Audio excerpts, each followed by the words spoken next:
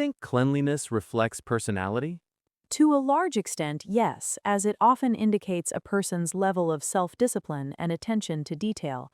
Someone who is meticulous with their environment is usually just as precise in their professional and intellectual pursuits. How important is organization to you? Organization is absolutely paramount to my productivity. Without a structured system for both my physical tools and my digital files, I would succumb to decision fatigue and lose significant time searching for resources. What's cleaning task do you dislike most? I have a particular aversion to dusting electronic equipment. It's a tedious and delicate process, but unfortunately necessary to prevent hardware degradation and maintain a professional appearance. Do you prefer doing chores alone or with others?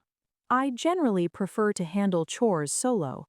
I find it to be a meditative, low-latency task that allows me to process my thoughts while keeping my environment in order.